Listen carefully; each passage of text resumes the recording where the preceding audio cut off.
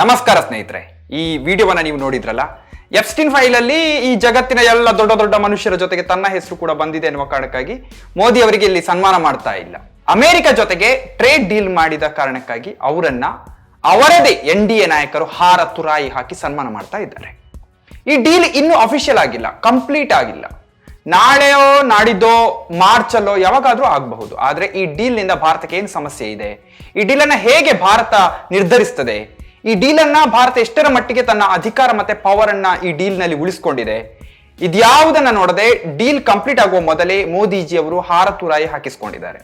America ಮತ್ತೆ ಭಾರತದ ಮಧ್ಯದ ಈ ಟ್ರೇಡ್ ಡೀಲ್ ಬಗ್ಗೆ ಕೆಲವು ಸಂಗತಿಗಳನ್ನ ತಿಳಿಯೋಣ. ಭಾರತದ ವಿದೇಶಾಂಗ ನೀತಿಯಲ್ಲಿ ಯಾಕೆ ಈ ಬೇರೆ ದೇಶಗಳ ಮುಂದೆ ನಡುಬಗ್ಗಿಸುವ ಸ್ಥಿತಿ ಬಂದಿದೆ ನಮ್ಮ ಭಾರತೀಯ ವಿದೇಶಾಂಗ ನೀತಿಗೆ ಅನ್ನೋದನ್ನ ನೋಡೋಣ. ನಾನು ಚರಣ್ ವರ್ನಡ್. ನೀವಿನ ಪೀಪಲ್ ಟಿವಿಯ ಯೂಟ್ಯೂಬ್ ಚಾನೆಲ್ಗೆ ಸಬ್ಸ್ಕ್ರೈಬ್ ಆಗದೇ ಇದ್ದಲ್ಲಿ ಈಗಲೇ ಸಬ್ಸ್ಕ್ರೈಬ್ ಆಗಿ, ಹಾಗೆ ಬೆಲ್ಲೈಕನ್ ಒತ್ತೋದಕ್ಕೆ ಮರಿಬೇಡಿ. ನಮ್ಮ ಫೇಸ್ಬುಕ್, ಇನ್ಸ್ಟಾಗ್ರಾಮ್, ಟ್ವಿಟರ್ ಪೇಜ್ಗಳನ್ನು ಫಾಲೋ ಮಾಡೋದಕ್ಕೆ ಮರಿಬೇಡಿ.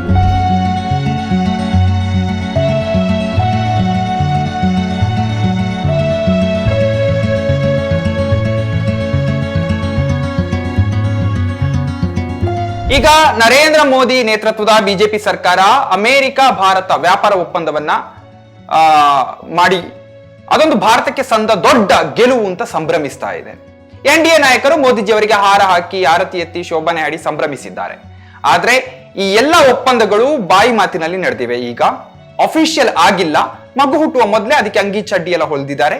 ವಾಣಿಜ್ಯ ಸಚಿವ ಪಿಯೂಷ್ ಗೋಯಲ್ ಅವರೇ ಹೇಳಿದ್ದಾರೆ ಈ ಒಪ್ಪಂದ ಇನ್ನೂ ಪೂರ್ಣಗೊಂಡಿಲ್ಲ ಅಂತ. ಈ ಡೀಲ್ 2026 ಮಾರ್ಚ್ ನಲ್ಲಿ ಸೈನ್ ಹಾಕುವ ಸಾಧ್ಯತೆ ಇದೆ ಅಂತ ಅವರು ಹೇಳ್ತಾ ಇದ್ದಾರೆ. ಇದರ ಅರ್ಥ ಈ ಡೀಲ್ ಅಫಿಷಿಯಲಿ ಕನ್ಫರ್ಮ್ ಆಗಿಲ್ಲ ಅಂತ. ಸೊ 1949 ಮಾರ್ಚ್ 8 ವಿದೇಶಾಂಗ ವ್ಯವಹಾರಗಳು ಮತ್ತೆ ಕಾಮನ್ವೆಲ್ತ್ ಸಂಬಂಧಗಳ ಸಚಿವಾಲಯದ ಗ್ರಾಂಟ್ಗಳ ಬಗ್ಗೆ ಚರ್ಚೆ ನಡೀತಾ ಇತ್ತು. ಆ ಸಂದರ್ಭದಲ್ಲಿ ಆಗಿನ ಪ್ರಧಾನಿ ಜವಾಹರಲಾಲ್ ನೆಹರು ಮಾತನಾಡ್ತಾ, ಸ್ವತಂತ್ರ ಅಂದ್ರೆ ಏನು, ಮೂಲಭೂತವಾಗಿ ಸ್ವತಂತ್ರ ಇರುವುದು ವಿದೇಶಿ ಸಂಬಂಧಗಳಲ್ಲಿ ಸ್ವಾತಂತ್ರ್ಯದ ನಿಜವಾದ ಟೆಸ್ಟ್. ಅದು ಸ್ವತಂತ್ರವನ್ನ ಒಂದು ಟೆಸ್ಟ್, ಪರೀಕ್ಷೆ ಮಾಡುವಂತಹ ಟೆಸ್ಟ್ ಅದು. ಒಮ್ಮೆ ನಿಮ್ಮ ವಿದೇಶಿ ಸಂಬಂಧಗಳು ನಿಮ್ಮ ಕೈಯಿಂದ ಜಾರಿ ತಪ್ಪಿ ಹೋಗಿ ಬೇರೆಯವರ ಕೈಗೆ ಹೋದ್ರೆ ಅಷ್ಟರ ಮಟ್ಟಿಗೆ ನೀವು ಸ್ವತಂತ್ರರಲ್ಲ ಅಂತ ಅವರು ಹೇಳ್ತಾರೆ. ಯಾರು? ನೆಹರು ಅವರು. ಅದರ ಅರ್ಥ ಏನಂದ್ರೆ ಒಂದು ದೇಶ ಆಡಳಿತ, ಕಾನೂನು, ಆರ್ಥಿಕತೆ ಏನಿದೆ ಇತ್ಯಾದಿ ಕೆಲವು ಆಂತರಿಕ ವಿಷಯಗಳಲ್ಲಿ ಮಾತ್ರ ಸ್ವತಂತ್ರ ಆದ್ರೆ ಸಾಲದು. ನಿಜವಾದ ಸ್ವಾತಂತ್ರ್ಯ ಅಂದ್ರೆ ವಿದೇಶಿ ನೀತಿಯನ್ನ, ಬೇರೆ ದೇಶಗಳೊಂದಿಗಿನ ಸಂಬಂಧ, ಒಪ್ಪಂದಗಳು, ಯುದ್ಧ ಶಾಂತಿ ನಿರ್ಧಾರಗಳು ಇವೆಲ್ಲವನ್ನ ಸ್ವತಃ ನಿರ್ಧರಿಸುವಂತಹ ಸ್ವಾತಂತ್ರ್ಯ. ಇದನ್ನ ಬೇರೊಂದು ದೇಶ ಅಥವಾ ಶಕ್ತಿ ನಿಯಂತ್ರಿಸಿದ್ರೆ ಅಷ್ಟರ ಮಟ್ಟಿಗೆ ಆ ದೇಶ ಸ್ವತಂತ್ರ ಅಲ್ಲ ಅಂತ ಅರ್ಥ. ಅಲ್ಲದೆ 1948 ಡಿಸೆಂಬರ್ 18 ಆಲ್ ಇಂಡಿಯಾ ಕಾಂಗ್ರೆಸ್ ಪಾರ್ಟಿಯ ಜೈಪುರ್ ರೆಸಲ್ಯೂಷನ್ ಉಲ್ಲೇಖ ಮಾಡಿ ನೆಹರು ವಿದೇಶಾಂಗ ನೀತಿಯ ಬಗ್ಗೆ ಇನ್ನಷ್ಟು ದೃಢವಾಗಿ ಮಾತನಾಡುತ್ತಾರೆ. ಈ ರೆಸಲ್ಯೂಷನ್ ನಲ್ಲಿ ಭಾರತವು ತನ್ನ ಸ್ವತಂತ್ರಕ್ಕೆ ಅಡ್ಡಿಯಾಗದ ಹಾಗೆ ಬೇರೆ ದೇಶಗಳೊಂದಿಗೆ ಎಲ್ಲ ರೀತಿಯ ಸಂಬಂಧಗಳನ್ನು ಇಟ್ಕೊಳ್ಳೋದಕ್ಕೆ ಬಯಸ್ತದೆ. ಅದಕ್ಕೆ ಸಂಬಂಧಿಸಿ ನೆಹರು ಹೇಳಿದ್ದೇನೆಂದ್ರೆ, ನಮ್ಮ ವಿದೇಶಿ ನೀತಿಯಾಗಿರ್ಲಿ, ಒಳಾಡಳಿತ ನೀತಿಯಾಗಿರ್ಲಿ, ಆರ್ಥಿಕ ನೀತಿಯಾಗಿರ್ಲಿ ಯಾವುದೇ ಸ್ವಲ್ಪವೇ ಸ್ವಲ್ಪ ಮಟ್ಟಿಗಾದ್ರೂ ಬೇರೊಂದು ದೇಶದ ಅಧಿಕಾರಕ್ಕೆ ಅವಲಂಬಿತವಾದ್ರೆ ಅಂತಹ ಯಾವುದನ್ನು ಕೂಡ ನಾವು ಅಂದ್ರೆ ಭಾರತ ಸರ್ಕಾರ ಸ್ವೀಕರಿಸೋದಿಲ್ಲ. ಆ ವಿದೇಶಾಂಗ ನೀತಿ ಇರ್ಬೋದು, ಆರ್ಥಿಕ ನೀತಿ, ಇವುಗಳಲ್ಲಿ ಬೇರೆ ದೇಶ ಮೂಗು ತೂರಿಸಿದ್ರೆ ಅದನ್ನ ಭಾರತ ಒಪ್ಪೋದಿಲ್ಲ. ನಮ್ಮ ಸೇನೆ, ನಮ್ಮ ರಾಜಕೀಯದಲ್ಲಿ, ನಮ್ಮ ಆರ್ಥಿಕತೆಯಲ್ಲಿ ಯಾರಾದ್ರೂ ತಲೆ ತೂರಿಸಿದ್ರೆ ನಾವು ಖಂಡಿತ ವಿರೋಧಿಸ್ತೇವೆ ಅಂತ ನೆಹರು ಹೇಳ್ತಾರೆ. ಈ ನೀತಿಯನ್ನ ಇಲ್ಲಿಯವರೆಗೆ ಎಲ್ಲ ಪಕ್ಷಗಳು, ಸರ್ಕಾರಗಳು ಕಟ್ಟುನಿಟ್ಟಾಗಿ ಪಾಲಿಸಿಕೊಂಡು ಬಂದಿದ್ದಾವೆ. ಈಗ ಅಮೆರಿಕ ಮತ್ತೆ ಇಂಡಿಯಾದ ಡೀಲ್ ಹಾಗೂ ನೆಹರು ಅವರ ವಿದೇಶಾಂಗ ನೀತಿಯನ್ನ ಕಂಪೇರ್ ಮಾಡಿ ನೋಡುವ. ಸೊ ನೆಹರು 1949 ಏನ್ ಹೇಳಿದ್ರು? ವಿದೇಶಿ ಸಂಬಂಧಗಳು ನಮ್ಮ ಕೈಯಲ್ಲೇ ಇರಬೇಕು, ಬೇರೆಯವರ ಕೈಗೆ ಹೋದ್ರೆ ನಾವು ಸ್ವತಂತ್ರರಲ್ಲ ಅಂತ ಅವ್ರು ಹೇಳಿದ್ರು. ಆದ್ರೆ ಮೋದಿ ಏನ್ ಮಾಡಿದ್ರು? ಟ್ರಂಪ್ ಹೇಳಿದ ಹಾಗೆ ಭಾರತ ರಷ್ಯಾ ತೈಲ ಖರೀದಿಯಲ್ಲಿ ರಷ್ಯಾದಿಂದ ಆಯಿಲ್ ಅನ್ನು ಪರ್ಚೇಸ್ ಮಾಡೋದನ್ನ ನಿಲ್ಲಿಸಿ US ತೈಲ ಖರೀದಿ ಮಾಡೋದಕ್ಕೆ ಮುಂದಾಗಿದೆ. ಆದ್ರೆ ಸರ್ಕಾರ ಅದನ್ನ ಸ್ವಯಂ ಪ್ರೇರಿತ ನಿರ್ಧಾರ ಅಂತ ಹೇಳ್ತಾ ಇದೆ, ನಾವೇ ಅದನ್ನು ನಿರ್ಧರಿಸಿ ಮಾಡ್ತಾ ಇದ್ದೇವೆ ಅಂತ. ಆದ್ರೆ ಅಂದ್ರೆ ಅಮೆರಿಕದ ಒತ್ತಡಕ್ಕೆ ನಾವು ಮಣಿದಿಲ್ಲ ಅಂತ ಹೇಳ್ತಾ ಇದೆ. ಆದ್ರೆ ನವೆಂಬರ್ 2025 ನವೆಂಬರ್ನಲ್ಲಿ ರಷ್ಯಾದಿಂದ ನಾವು ತೆಗೆದುಕೊಳ್ತಾ ಇದ್ದ ತೈಲ ಏನಿದೆ ಅದು 35% ಇತ್ತು, ಅದು ಡಿಸೆಂಬರ್ನಲ್ಲಿ 24% ಇಳಿದಿದೆ. ಆಲ್ರೆಡಿ ಅದು ಕಮ್ಮಿ ಆಗ್ತಾ ಇದೆ. ಸೊ ಅಮೆರಿಕ ಭಾರತದ ಮೇಲೆ ಹಾಕಿದ ಸುಂಕದಲ್ಲಿ 18%ಗೆ ತಂದಿದೆ. ಅಂದ್ರೆ 50% ಸುಂಕವನ್ನ 18%ಗೆ ಕಡಿಮೆ ಮಾಡಿದೆ. ತಕ್ಷಣ ಭಾರತ ರಷ್ಯಾದಿಂದ ಆಯಿಲ್ ಖರೀದಿ ಮಾಡೋದನ್ನ ನಿಲ್ಲಿಸುವುದಕ್ಕೆ ನಿರ್ಧರಿಸಿತ್ತು. ನವೆಂಬರ್ 2025 ರಷ್ಯಾದಿಂದ ಭಾರತದ ತೈಲ ಖರೀದಿ 35% ಇತ್ತು, ಆದ್ರೆ ಡಿಸೆಂಬರ್ನಲ್ಲಿ ಅದು 24%ಗೆ ಇಳಿದಿದೆ. ಸೊ ಯಾವುದೇ ದೇಶ ಭಾರತದ ವಿದೇಶಾಂಗ ನೀತಿ, ಆರ್ಥಿಕತೆ ಮತ್ತೆ ರಾಜಕೀಯದಲ್ಲಿ ಹಸ್ತಕ್ಷೇಪ ಮಾಡಿದ್ರೆ ಅದನ್ನ ಭಾರತ ವಿರೋಧಿಸ್ತದೆ ಅನ್ನೋದು ನೆಹರು ಅವರ ನೀತಿ.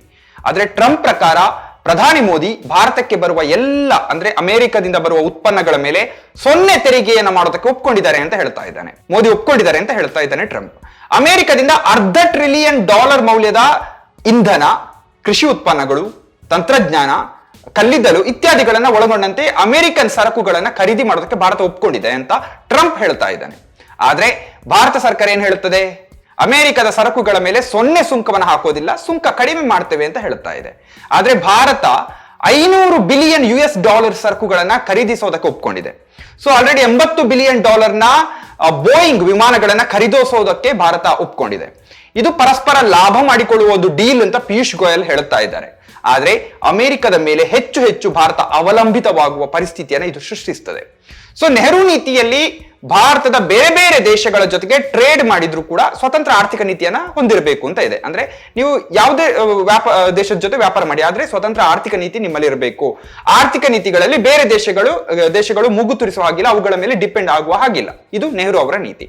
ಆದ್ರೆ ಭಾರತ ಏನು ಮಾಡಬೇಕು ಎನ್ನುವುದನ್ನ ಅಮೆರಿಕ ಈಗ ನಿರ್ಧರಿಸ್ತಾ ಇದೆ. ನಿಮಗೆ ಸುಂಕ ಕಡಿಮೆ ಮಾಡಿದ್ರೆ ನೀವು ನಮ್ಮಿಂದಲೇ ಎಲ್ಲವನ್ನ ಕಡಿಮೆ ಸುಂಕಕ್ಕೆ ಖರೀದಿ ಮಾಡಬೇಕು ಎನ್ನುವುದು ಭಾರತದ ಆರ್ಥಿಕತೆಯ ಮೇಲೆ ಅಮೆರಿಕ ಮಾಡ್ತಾ ಇರುವ ಹಸ್ತಕ್ಷೇಪ ಅಲ್ಲದೆ ಮತ್ತೇನು? ಈ ಡೀಲ್ ಏನಿದೆ, ಯುಎಸ್ ಇಂಡಿಯಾ ಡೀಲ್ ಏನಿದೆ, ಟ್ರೇಡ್ ಡೀಲ್, ಇದು ಇನ್ನೂ ಪೂರ್ಣಗೊಂಡಿಲ್ಲ. ಜಾಯಿಂಟ್ ಸ್ಟೇಟ್ಮೆಂಟ್ ಏನಿದೆ ಎರಡು ದೇಶಗಳದ್ದು 4-5 ದಿನಗಳಲ್ಲಿ ಬರ್ಲಿಕ್ಕಿದೆ. ಫಾರ್ಮಲ್ ಡೀಲ್ ಮಾರ್ಚ್ ನಲ್ಲಿ ಬರೋದಿಕ್ಕಿದೆ ಅಂತ ಪಿಯೂಷ್ ಗೋಯಲ್ ಹೇಳ್ತಾ ಇದ್ದಾರೆ. ಆಗ್ಲೇ ಈ ಬಿಜೆಪಿ ಅವರು ಜಾತ್ರೆ ಮಾಡಿ ಸೆಲೆಬ್ರೇಟ್ ಮಾಡ್ತಾ ಇದ್ದಾರೆ. ಇನ್ನು ಮೋದಿ ಅವರಿಗೆ ಸನ್ಮಾನ ಕೂಡ ಮಾಡ್ತಾ ಇದ್ದಾರೆ. ಇನ್ನು ಭಾರತ ಸರ್ಕಾರ ಹೇಳ್ತಾ ಇದೆ, ನಾವು ಕೃಷಿ ಮತ್ತೆ ಕೃಷಿ ಉತ್ಪನ್ನಗಳ ವಲಯವನ್ನ ಈ ಡೀಲ್ ನ ಒಳಗಡೆ ಸೇರಿಸೋದಿಲ್ಲ, ಹೊರಗಿಟ್ಟಿದ್ದೇವೆ ಅಂತ ಹೇಳ್ತಾ ಇದ್ದಾರೆ. ಇದರಿಂದ ಅಮೆರಿಕದ ಕೃಷಿ ಉತ್ಪನ್ನಗಳು ಭಾರತದ ಮಾರುಕಟ್ಟೆಗೆ ಬರಲ್ಲ, ನಮ್ಮ ರೈತರಿಗೆ ಮತ್ತೆ ಇಲ್ಲಿ ಹಾಲು ಮಾಡುವವರಿಗೆ ಅಂದ್ರೆ ದನ ಸಾಕುವವರಿಗೆ ಏನು ಸಮಸ್ಯೆ ಆಗಲ್ಲ ಅಂತ ಹೇಳ್ತಾ ಇದ್ದಾರೆ, ಪಿಯೂಷ್ ಗೋಯಲ್ ಹೇಳ್ತಾ ಇದ್ದಾರೆ. ಆದ್ರೆ ಅಮೆರಿಕದ ಕೃಷಿ ಕಾರ್ಯದರ್ಶಿ ಬ್ರೂಕ್ ರೋಲಿನ್ಸ್ ಹೇಳಿದ್ದೇ ಬೇರೆ. ಫೆಬ್ರವರಿ 3 ಮಂಗಳವಾರ ರೋಲಿನ್ಸ್ ತಮ್ಮ ಹೇಳಿಕೆಯಲ್ಲಿ ಭಾರತ ಸರ್ಕಾರ ಹೇಳಿದ್ದಕ್ಕೆ ಉಲ್ಟಾ ಹೇಳಿದ್ದಾರೆ. ಈ ಒಪ್ಪಂದದ ಪ್ರಕಾರ ಭಾರತದ ಮಾರ್ಕೆಟ್ಗೆ ಅಮೆರಿಕದ ಕೃಷಿ ಉತ್ಪನ್ನಗಳು ಹೆಚ್ಚೆಚ್ಚು ಬರ್ಲಿಕ್ಕಿದೆ ಅಂತ ಅವರು ಹೇಳ್ತಾ ಇದ್ದಾರೆ.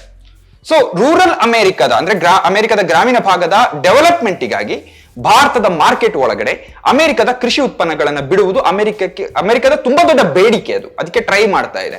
ಸೊ ಈ ಡೀಲ್ ಜನವರಿಯಲ್ಲಿ ಪ್ರಕ್ರಿಯೆಯಲ್ಲಿ ಇದ್ದಾಗಲೇ ಅಮೆರಿಕ ಕೃಷಿ ಉತ್ಪನ್ನಗಳನ್ನ ಭಾರತ ಪರ್ಚೇಸ್ ಮಾಡಬೇಕೆಂದು ಅಮೆರಿಕದ ಕೃಷಿ ಉತ್ಪನ್ನಗಳನ್ನ ಭಾರತ ಪರ್ಚೇಸ್ ಮಾಡಬೇಕೆಂದು ಒತ್ತಾಯಿಸಿಕೊಂಡು ಬಂದಿದೆ. ಅಮೆರಿಕದ ಕಾಮರ್ಸ್ ಸೆಕ್ರೆಟರಿ ಹೋವರ್ಡ್ ಲುಟ್ನಿಕ್ 2025ರಲ್ಲೇ ಭಾರತ ಅಮೆರಿಕದ ಕೃಷಿ ಉತ್ಪನ್ನಗಳಿಗೆ ಮಾರ್ಕೆಟ್ ಮಾಡಿಕೊಡುವಂತೆ ಒತ್ತಾಯಿಸ್ತಾ ಹೇಳಿಕೆಯನ್ನ ನೀಡುತ್ತಾ ಬಂದಿದ್ರು. ಸೊ ಈಗ ಯಾರನ್ನ ನಂಬೋದು, ಅಮೆರಿಕವನ್ನ ಅಥವಾ ನಮ್ಮ ಮೋದಿ ಅವರನ್ನ? ಇಲ್ಲ, ನಾವು ಇದಕ್ಕೆಲ್ಲ ಅವಕಾಶ ಕೊಡಲ್ಲ ಅಂತ ಹೇಳುವ ಮೋದಿ ಸರ್ಕಾರ ನಾಳೆ ಅಮೆರಿಕದ ಮುಂದೆ ಎಂದಿನ ಹಾಗೆ ಮಂಡಿಯೂರಿ ಒಪ್ಪಿಕೊಂಡ್ರೆ ನಮ್ಮ ದೇಶದ ರೈತರ ಅವಸ್ಥೆ ಏನಾಗಬೇಕು? ಈ ಬಗ್ಗೆ ಮುಂದಿನ ವಿಡಿಯೋದಲ್ಲಿ ಹೆಚ್ಚಿನ ವಿವರಣೆಯನ್ನು ಕೊಡ್ತೇನೆ. ನಿಮ್ಮ ಅಭಿಪ್ರಾಯವನ್ನ ಕಮೆಂಟ್ ಬಾಕ್ಸ್ ನಲ್ಲಿ ತಿಳಿಸೋದಕ್ಕೆ ಮರಿಬೇಡಿ.